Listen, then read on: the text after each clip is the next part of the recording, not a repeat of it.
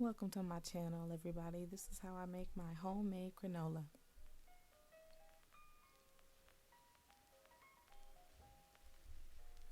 So first you're going to start off with some rolled oats.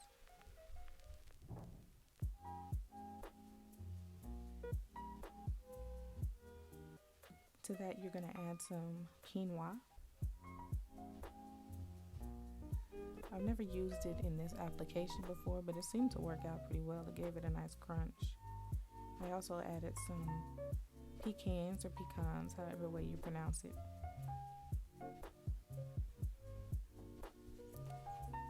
To that I added some sunflower seeds. And if you can't already tell, this is going to be a pretty high protein granola. We're going to give it a good mix.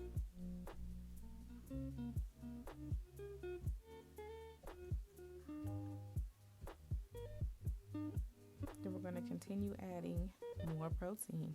Here are some sliced almonds. To that I'm adding some coconut sugar. It's a very low glycemic sweetener. I really like it in granolas and oatmeal and stuff like that. Now I'm gonna go ahead and make my flaxseed mixture. It's like my flax egg. So here's some ground flax. Now y'all, I don't typically measure. You know what does Tabitha say? We just go by the spirit, honey. So listen, I just do what I gotta do, okay? So I dump it into a nice bowl. Then I begin to add some warm water. Then I begin mixing it until I get the desired consistency. Just follow along with the video and you'll see the consistency that you need to achieve.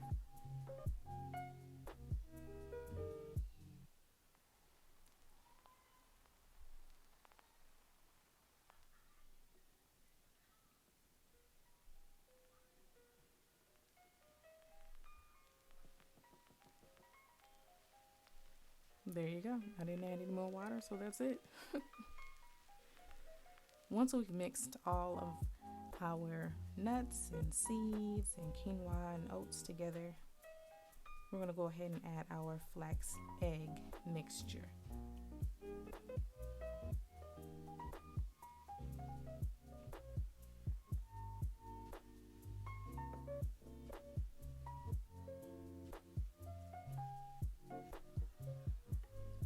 Like I said, I don't really measure. Most of the time I taste as I go, and this is a clear example of that. So at this stage, if I got to a point where I felt like I didn't have enough, there's some agave nectar is what I'm drizzling on there now, where I didn't have enough moisture or it was too wet, then I would just, add more of either the flax egg or a little water, or more rolled oats, just to get the consistency I want. I have no idea what I sprinkled on top of that. I have absolutely no idea, but obviously it's in there. Whatever, if I can figure it out before I upload it, then I'll put it in the description box. If not, y'all, just roll with me. At this point, I'm putting it on a pizza pan. For some reason that day I could not find my cookie sheet. I do not know why, but this worked out just fine. So hey, there you go. Typically I would add parchment paper before putting this on a pan of any sort, but though, that day was just one of those days. Anyway, you flatten it all out, really evenly. You pop it into the oven. I think it was at about 375. And you just watch it closely. I didn't put a timer on. Just wait until it gets golden brown like this. And then I used a thin pizza cutter to just kind of get it off of the pan. It wasn't really sticking, but you just want to use something to help fold it over. And then I just put it on a cookie rack, and I allowed them to cool. Once they cooled, I came back and I'm doing what you see here. I'm just grabbing the little chunks and, breaking them up into bite-sized pieces and putting them in my little container, my jar. These are the jars I use in my little cabinet pantry. They are all the same. It really looks good as far as the aesthetic is concerned, and it holds quite a bit. I just love how it came out. Look at the color, y'all. In the next few clips, I'm going to show you one of the ways I use this granola. This is how I store it. I had a little extra, so it went into another little jar, which I'll be using for what you see me make in the next clip.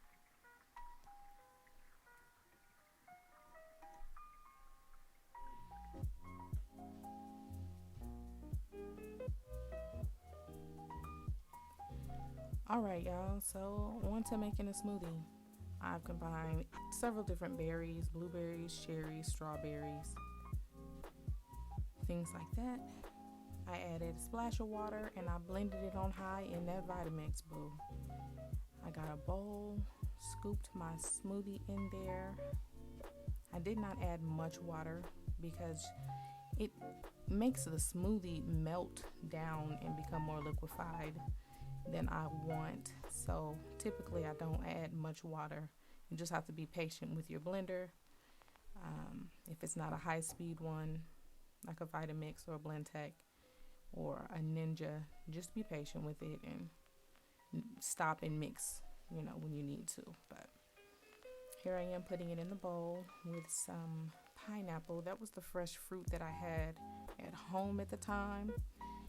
I'm not a big fan of food waste, so I just use what I have, even though preferably I would have liked a mix, an array of fruit like bananas and some pineapple, maybe some fresh blueberries or some strawberries, but this is what I had, and so that's what y'all seeing.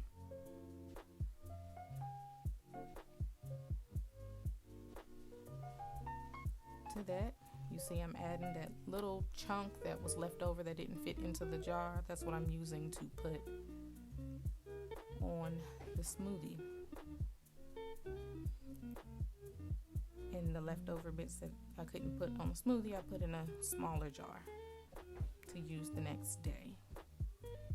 That's basically it, y'all. What you did not see filmed is I added some dried greens to the smoothie mix. So it had wheatgrass and other things like that, but y'all get the gist. Thanks for watching, y'all. Peace.